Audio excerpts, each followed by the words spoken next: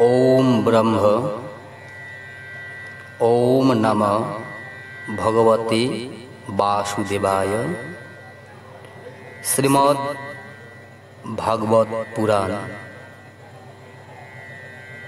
आज আমরা আলোচনা করব ভাগবতের 10 লক্ষণ।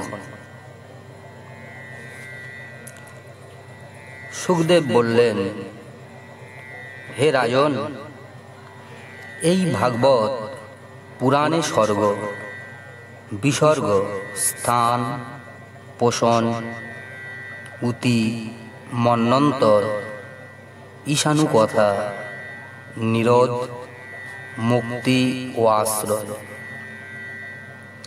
এই 10 বিষয়ের বর্ণনা আছে। এই 10 বিষয়ের মধ্যে দশম আশ্রয় তত্ত্বটি ঠিক ঠিক অর্থাৎ নিঃসংশয় রূপে জানার জন্য কথা ও শ্রুতি দ্বারা, কথা ও তাৎপর্য দ্বারা অর্থাৎ ভাবার্থের দ্বারা, আবার কথাও এই দুইয়ের সামঞ্জস্য দ্বারা মহাত্মাগণ অন্য 9টি বিষয়কে অত্যন্ত সুগম রীতিতে বর্ণনা করেছেন। ঈশ্বরের প্রেরণায় গুণত্রয়ের মধ্যে আলোড়ন উত্থিত হয়ে তাদের রূপান্তর প্রাপ্তি হলে আকাশাদি পঞ্চভূত, শব্দাদি পঞ্চতন্মাত্র, ইন্দ্রিয়, অহংকার এবং মহত্তত্ত্বের উৎপত্তি হয়। এটিকে বলা হয় স্বর্গ। সেই বিরাট পুরুষ থেকে জাত ব্রহ্মার দ্বারা চরাচর বিশ্বের যে সৃষ্টি রচনা হয় তার নাম বিসর্গ। দুষ্ট দমনের দ্বারা জীবলোকের মর্যাদা রক্ষার নিমিত্ত ভগবান বিষ্ণুর যে উৎকর্ষ তার নাম স্থান। নিজের দ্বারা সুরক্ষিত সৃষ্টির মধ্যে ভক্তদের প্রতি তার যে অনুগ্রহ তার নাম পোষণ। মন্বন্তরের অধিপতিগণ ভগবত ভক্তি ও প্রজা পালন রূপ যে সমস্ত বিশুদ্ধ ধর্ম কর্মের অনুষ্ঠান করেন তাকে বলা হয় মন্বন্তর। জীবের যে বাসনা তাকে কর্মে প্রবৃত্ত করে কর্মফলজনিত বন্ধন জালে আটকে ফেলে তার নাম উতি। শ্রীহরি অবতার চরিত্র এবং তার অনুবর্তী মহাত্মাগণের নানাবিধ উপাখ্যানযুক্ত ইতিহাসপূর্ণ কথার নাম ঈশ কথা। ভগবানের যোগ নিদ্রাবস্থায় শয়নকালে জীবের নিজ উপাধি সহিত তার মধ্যে যে লয় তারই নাম নিরোধ। অজ্ঞান কল্পিত কর্তৃত্ব, ভক্তিত্ব ইত্যাদি অনাত্ম ভাব পরিত্যাগ করে নিজের স্বরূপ পরমাত্মার সাক্ষাৎকারের নাম মুক্তি। হে মহারাজ, এই চরাচর বিশ্বের উৎপত্তি ও লয় যে তত্ত্বের দ্বারা উপলব্ধ হয় সেই পরব্রহ্মই আশ্রয়। শাস্ত্রে তাকেই পরমাত্মা বলা হয়। চক্ষুরাদি ইন্দ্রিয়াভিমানী দ্রষ্টা যে জীব, তিনি ইন্দ্রিয়াদির অধিষ্ঠাত্রী দেবতা, সূর্য ইত্যাদি রূপেও বর্তমান এবং নেত্রগোলক যুক্ত দৃশ্য স্থূল দেহাদি উক্ত দুটির মধ্যে ভেদের কারণ। এই তিনের মধ্যে একের অভাবে অন্য দুইয়ের উপলব্ধি হয় না।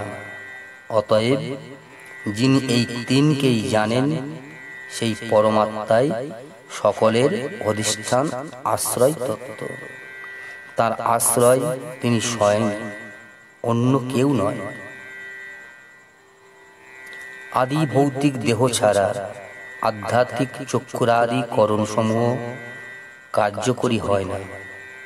আবার আধ্যাত্মিক করণসমূহ ছাড়া তদ অধিষ্ঠাতা সূর্যাদি দেবগণও কার্যকরী হয় না, এবং অধিষ্ঠাতা দেবগণ ছাড়া করণাদিও প্রবর্তিত হয় না। করণবর্গ ছাড়া আদি ভৌতিক দেহেরও উপলব্ধি হয় না।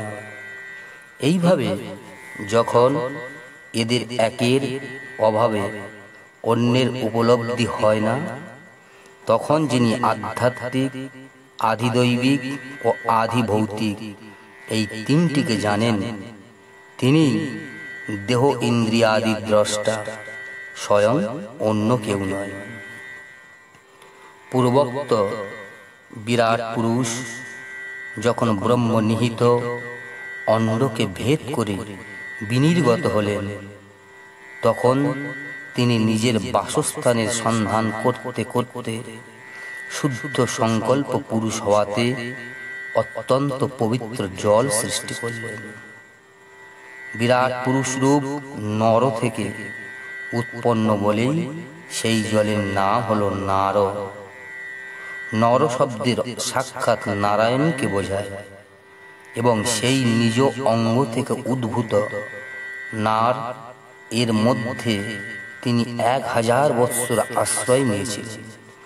তাই তাঁর নাম হয় নারায়ণ।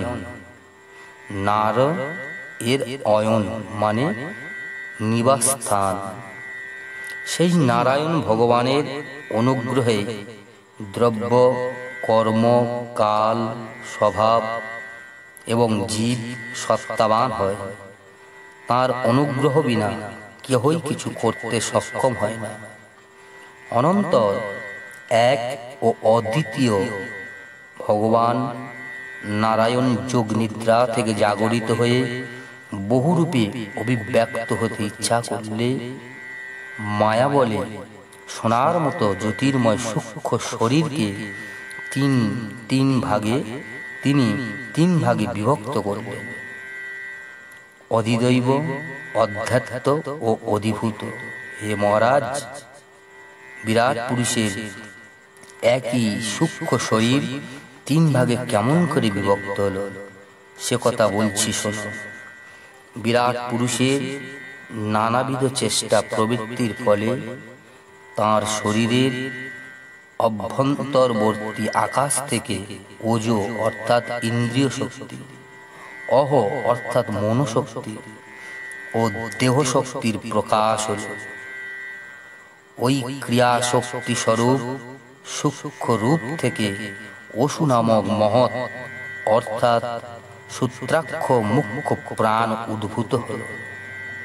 সেবক যেমন নিজ প্রভু রাজার অনুবর্তন করে, তেমনি প্রভুরূপী মুখ্য প্রাণ চেষ্টা যুক্ত হলে সকল প্রাণীদের মধ্যে অবস্থিত ইন্দ্রিয়গণ নিজ নিজ কার্যে প্রবৃত্ত হয়, এবং মুখ্য প্রাণ নিশ্চেষ্ট হলে ইন্দ্রিয়গণ নিবৃত্ত হয়ে পড়ে।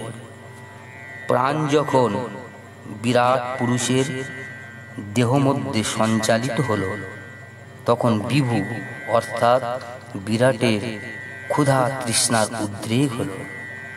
এইভাবে ভোজন ও পানেচ্ছু বিরাট পুরুষের মধ্যে প্রথমে মুখের প্রকাশ হল।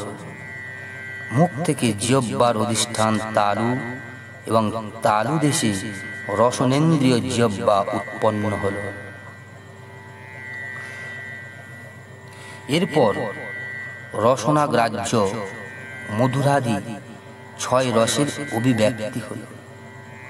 পরে ওই বিরাট পুরুষ বাক্য উচ্চারণ অভিলাষী হলে তাঁর মুখ থেকে বাগীন্দ্রিয়, তদ অধিষ্ঠাত্রী দেবতা, অগ্নি এবং তদ অধীন বাক্য প্রকাশ পায়।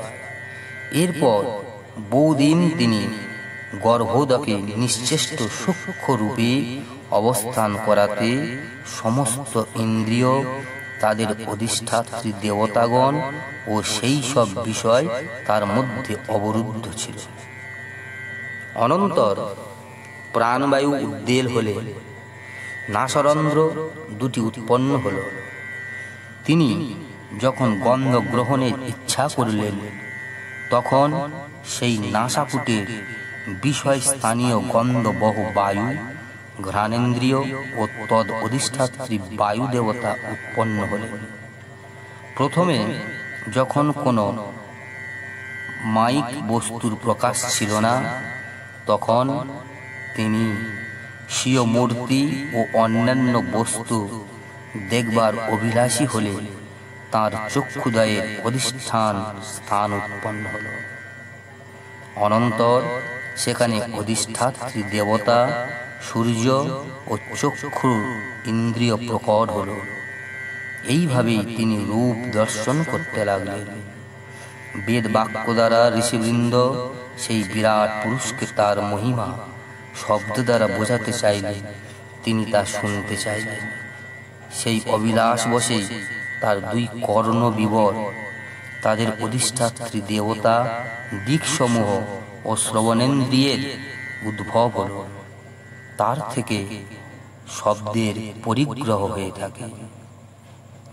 তিনি যখন বস্তুর কোমলতা, কাঠিন্য, লঘুত্ব, গুরুত্ব, উষ্ণত্ব, শীতলত্ব এই সকল ধর্ম অনুভবের ইচ্ছা করলেন, তখন ত্বক অর্থাৎ ত্বগেন্দ্রিয়ের অধিষ্ঠান চর্ম প্রকাশ হল।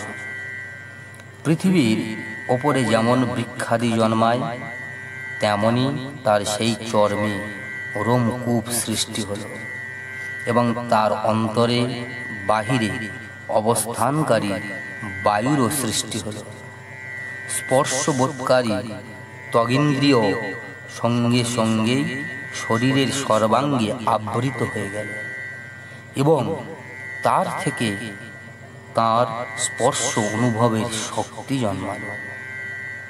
পুরুষ বিবিধ কর্ম করতে ইচ্ছুক হলে তার হস্ত বহির্গত হল।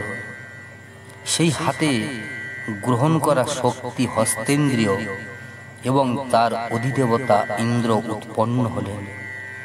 এই দুয়ের আশ্রয় থেকে তদাধীন গ্রহণ রূপ অর্থাৎ আদান রূপ কর্ম প্রকাশ হল। তিনি অভীষ্ট স্থানে গমন করতে ইচ্ছা করলে তার শরীরে পদদ্বয় উৎপন্ন হল। চরণের সাথেই পাদেন্দ্রিয়ের অধিষ্ঠাত্রী দেবতা স্বয়ং যজ্ঞ পুরুষ ভগবান বিষ্ণু বিরাজমান হলেন। তার দ্বারা গতিরূপ কর্মের প্রকাশ হল। এই গতিরূপ কর্মশক্তি দ্বারাই মানুষ যজ্ঞীয় দ্রব্য আহরণ করে যজ্ঞাদি কর্ম সম্পাদন করে। সন্তান উৎপাদনের জন্য রতি ও তাহার ফলে পুত্রাদি দ্বারা স্বর্গাদি লোকলাভেচ্ছ বিরাট পুরুষের শরীরের মধ্যে শিশ্না উৎপন্ন হল। তার মধ্যে উপস্থেন্দ্রিয় তথা অধিষ্ঠাত্রী দেবতা প্রজাপতির উৎপত্তি হল। অনন্তর উভয়ের বিষয় কাম সুখ উৎপন্ন হল।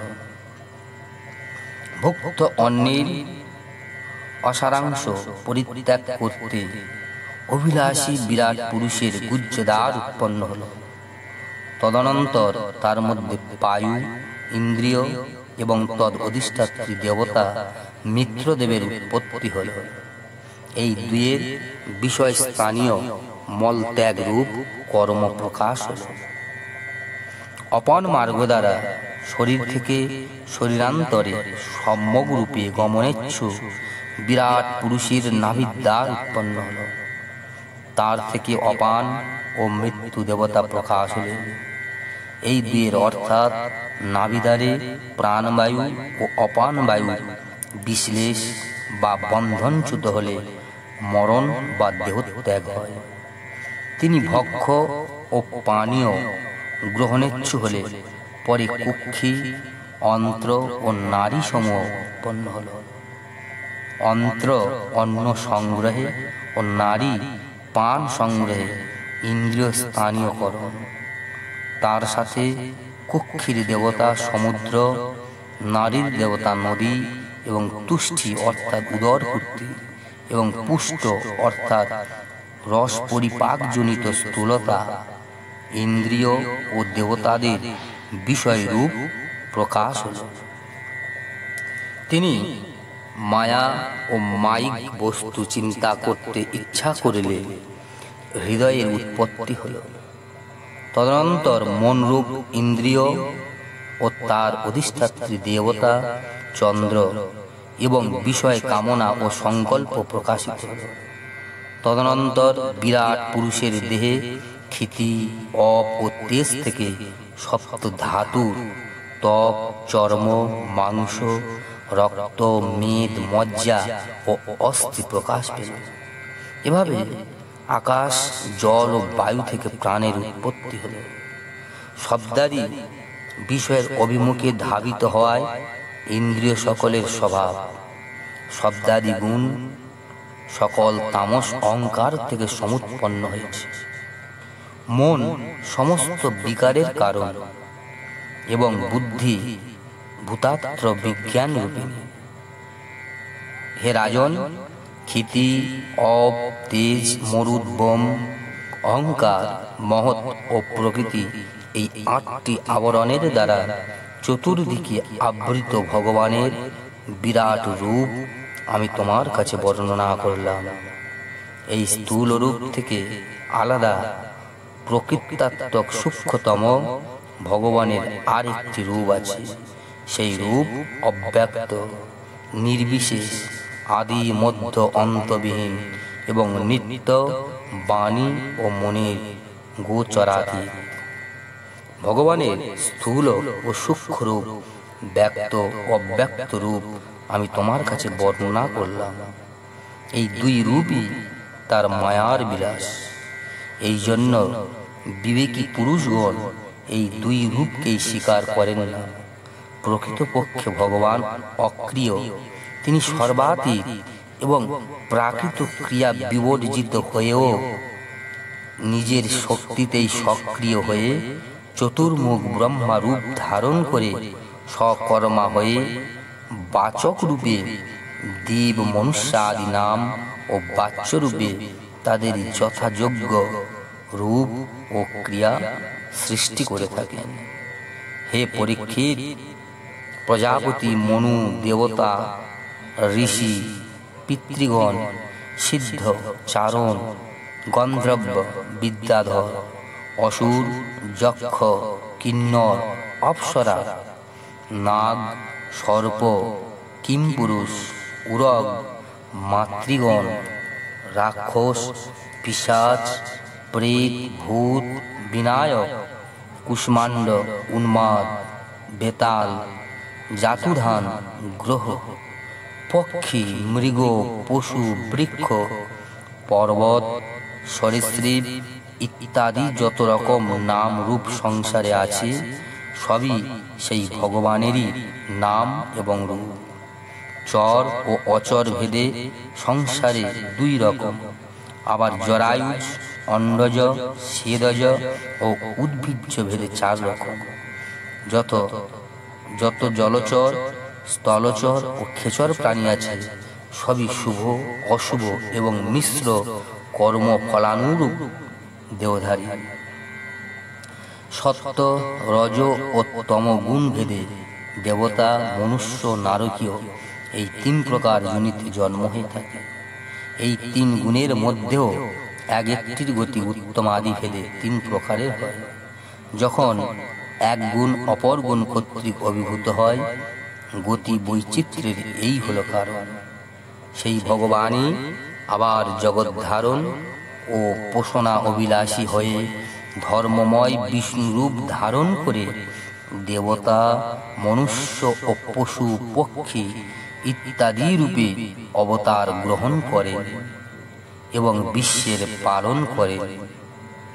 প্রলয়ের সময়ে আবার এই ভগবানই নিজের সৃষ্ট এই বিশ্বকে কালাগ্নি স্বরূপ রুদ্র রূপ ধারণ করে সব কিছু নিজের মধ্যে এমন করে লীন করে নেন, যেভাবে বায়ু মেঘমালাকে নিজের মধ্যে লীন করে। হে পরীক্ষিত, মহাত্মাগণ অচিন্ত ঐশ্বর্য ভগবানকে এইভাবেই বর্ণনা করেছে। কিন্তু তত্ত্বজ্ঞানী পুরুষ গণের কেবল সৃষ্টি, স্থিতি ও সংহার কর্তারূপে তাকে জানতে চাওয়া উচিত নয়, কারণ তিনি তো এসবেরই ঊর্ধ্বে। এই সৃষ্টি রচনা প্রভৃতি কর্ম নিরূপণ করে পূর্ণ পরমাত্মার সঙ্গে কর্ম বা সম্পর্ক স্থাপন করা শ্রুতির তাৎপর্য নয়। এ তো শুধুমাত্র মায়াতে আরোপিত হওয়ার দরুন কর্তৃত্বকে নিষেধ করার জন্য। এরূপে ব্রহ্মার মহাকল্প ও অমানান্তর কল্পের বর্ণনা করা হল। সমস্ত কল্পেই সৃষ্টিক্রম একই রকম। প্রভেদ শুধু এই যে মহাকল্পের প্রারম্ভে প্রকৃতির থেকে ক্রমশ মহত্তত্ত্বাদি উৎপত্তি হয়, আর কল্পের প্রারম্ভে প্রাকৃত সৃষ্টি যেমন হয়ে থাকে তেমনই হয়। চরাচর প্রাণীর বৈকৃত সৃষ্টি নূতনভাবে হয়। হে মহারাজ পরীক্ষিত, কালের স্থূল ও সূক্ষ্ম পরিমাণ কল্পের লক্ষণ, অর্থাৎ কল্প যেরকম, তার অবান্তর অবয়ব যত প্রকার, অর্থাৎ অবান্তর কল্প, এবং কল্পের অন্তর্গত মন্বন্তরের বর্ণনা এরপরে করছি। এখন তুমি যে কল্পে শ্রী ভগবানের নাভি কমল থেকে ব্রহ্মার উৎপত্তি হয়, সেই পদ্মকল্পের বর্ণনা মন দিয়ে শোনো।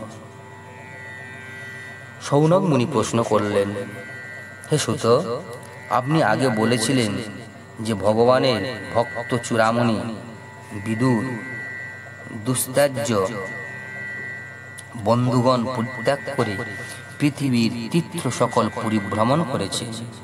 সেই তীর্থ ভ্রমণকালে মৈত্রেয় মুনির সাথে তার আধ্যাত্মিক আলোচনার কথাই হয়েছিল, এবং তার প্রশ্নের উত্তরে মৈত্রেয় মুনি কি বলেছিলেন? হে সুত, আপনি শান্ত স্বভাব, আপনি মহামতি বিদুরের সেই চরিত্র আমাদের বলুন। তিনি তার আত্মীয় স্বজনদের কেন পরিত্যাগ করেছিলেন, আবার তাদের কাছে কেন ফিরে এসেছিলেন?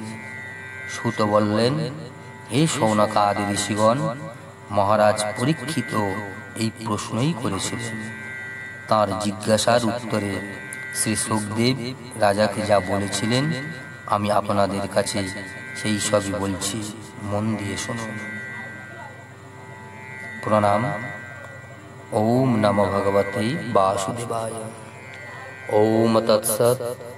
ওম তৎসৎ। ওম তৎসৎ।